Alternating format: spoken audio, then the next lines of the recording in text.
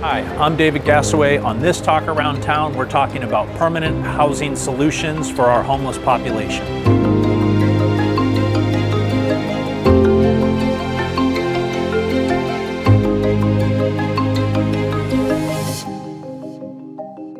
All right, well, I'm here with Tann Jones, our Director of Housing Services. How you Tann, doing? thanks for coming out and talking with me today. We are here at a hotel property on North Texas. You've got a very important project that Housing Services is pursuing. Tell us a little bit about the project. Yeah, the project is a conversion of the motel to a permanent supportive housing. And this is consistent with the city of Fairfield's priorities in terms of trying to find ways to address homelessness. And so this particular project provides permanent supportive housing. There are shelters and there's transitional housing, but this will provide permanent housing for people that are homeless with behavioral health conditions and dealing with mental health challenges. Okay, so by permanent supportive, it's, this is a home, right? This is a, like an apartment or a house. So this is a permanent home for folks. And what is the supportive aspect? So there will be support services. We're working with Resource Connect. Kaminar will be the social service provider for the site, and it will have a multiplicity of different services. There will be job training services. There'll be substance abuse, counseling and training, because the whole point of the project is to try to make sure you're supporting the clients, so then that way they have the support that they need while they are actually in permanent supportive housing. And so the overall point of it is they actually have a house, the housing first model, and then they're getting the support services they need in order to be successful and stabilize themselves. And then each of the different people will actually have project-based vouchers for this particular project. And so, as you indicated, it is permanent housing. They can stay here in perpetuity until they move out or other conditions change, but this will be permanent for them, and they will have the support services that they need. And the services will be pretty much whatever they would need. Case managers will be here right on site. So there will be the property management and security. It will be 24-hour. So then there's always going to be coverage on the site. And then the support services will be here full-time support service representatives, and there will be about 2.5 that will be here supporting the residents. Okay. How many units is the project? Right now, the hotel is about 100 units. It's going to be converted to 50 residential units. There will be 51, there will be a manager's unit, but then there will be 50 residential units for homeless. Okay, so there will be permanent on-site management. Correct. Somebody living here on the site as well. Permanent on-site management. There will be a community room. There will be services that, like I say, will come in, food support. You name it, the gamut of different services. And one of the wonderful things about this program is the services. They have particular services, typical services that are provided that homeless households would need. But if there are other needs, that's the beauty of this program, because whatever support that the residents need, they will make sure that they provide those services or access those services in order to try to make sure that they're successful. Okay. In terms of those services, who are all the stakeholders that are involved in that, and ensuring that the folks get the services that they need? Is that you mentioned Kaminar? Yeah, they're a Kaminar, nonprofit, but Kaminar will be the actual community service coordinator for this particular site.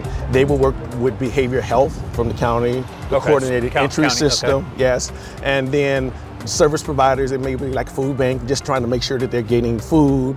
They'll work with medical providers in order to try to make sure that the residents have that medical assistance that they would need, and just they have a whole cadre of different providers that will be able to make sure that they can provide the service. But Kaminar will be coordinating and facilitating all of those services, most of which they're going to try to bring to the site, so then that way residents don't have to go somewhere else and access those services. If they do, they will make sure that arrangements are made so that they can get there, receive those services, and be supported.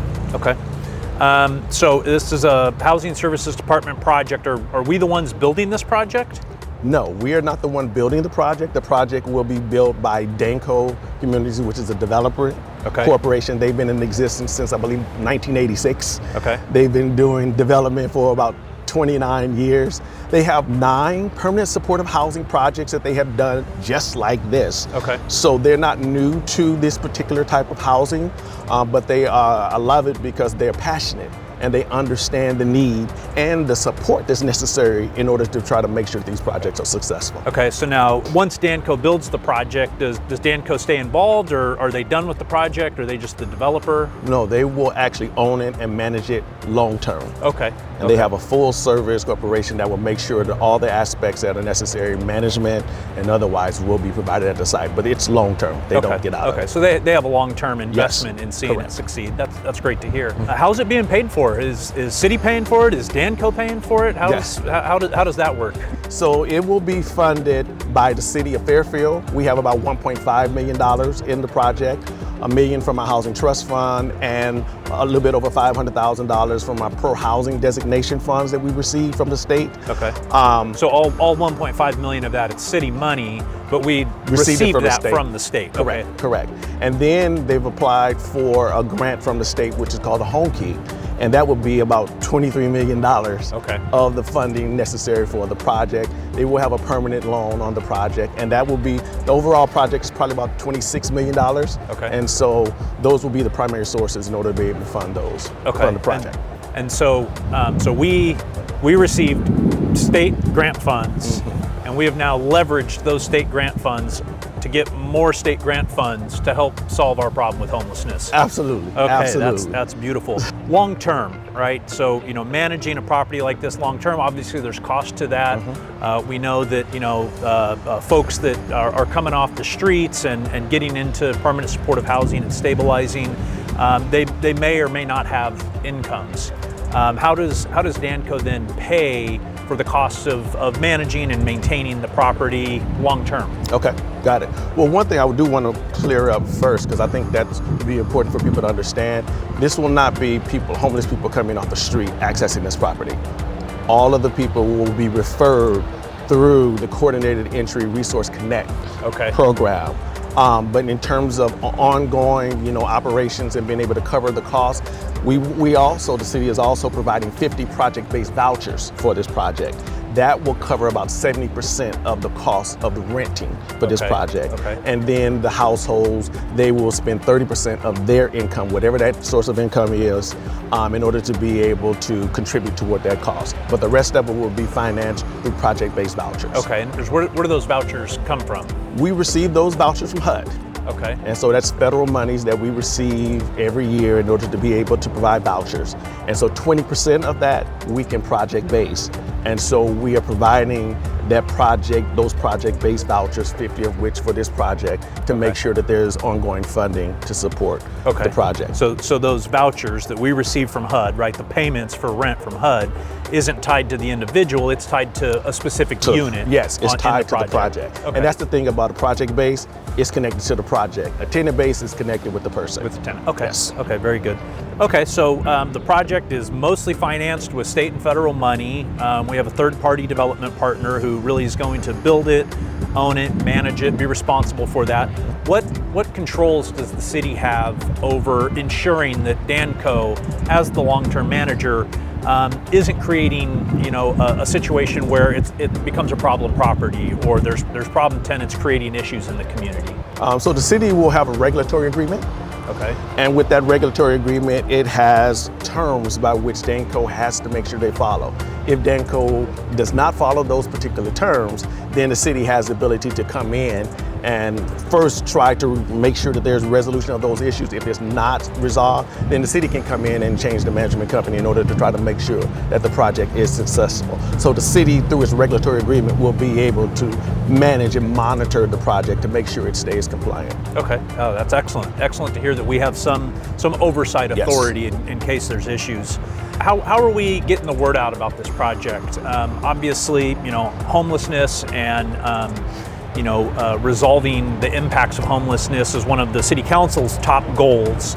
And in my mind, a project like this certainly goes a long way towards starting to help get folks off the street and minimize the impacts of homelessness on the community. But obviously there's emotions with that. There's always concerns over these types of projects. So how are we going to be going about educating the public and ensuring that any input that they have into the project and concerns they have on the project are addressed? Okay.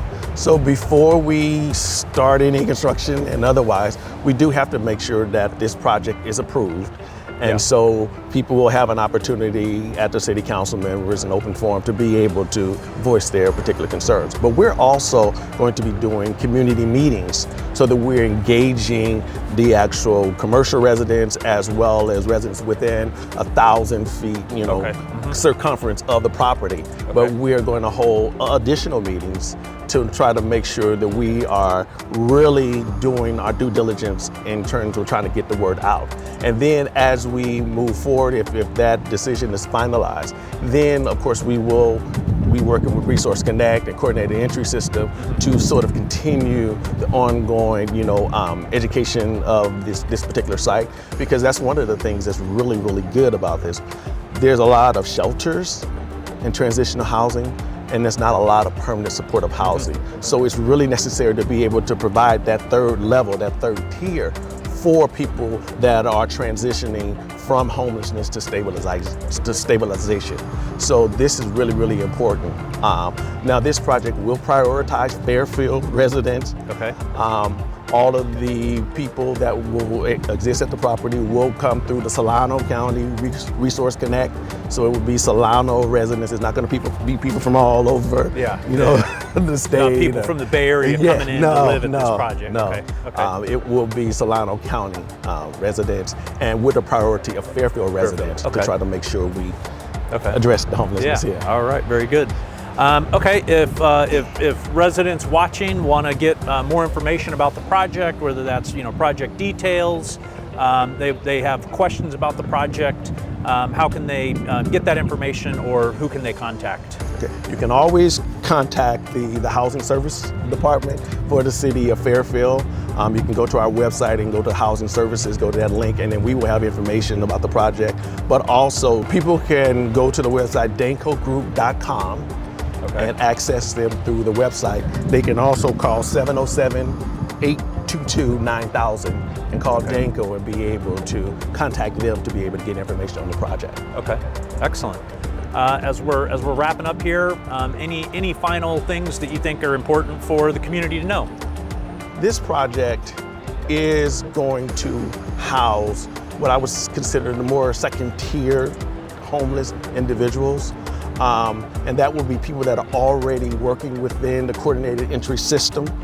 They're already connected to services. And then it will be a referral system. So it will not necessarily be people directly off the street with this particular project. And this, once again, will be permanent supportive housing that will have controls. It will be property management on this site 24 hours a day. There will be security 24 hours a day. The property will be fenced in, so there will be security measures, and there's programming to make sure that the residents are supported. And some of these residents will be able to support some of the businesses, going to some of the stores and buying things and otherwise, so it will infuse more revenue off into this particular community. So overall, I mean, nothing is perfect, but this is an opportunity to make sure that there is permanent housing for homeless individuals that can be a positive attribute to the community. Okay, excellent. Well, Tann, thank you so much for talking with me today and talking about this project. I'm encouraged by the impact that this should make on helping to bring down our homeless population. Yes. Folks living on the streets, give them opportunity to get off the streets and into a permanent housing solution. So, thanks for watching. For Talk Around Town, I'm David Gassaway. We'll catch you next time. Right. See ya. To view more programs like this, follow the City of Fairfield on YouTube, Twitter, Instagram, and Facebook.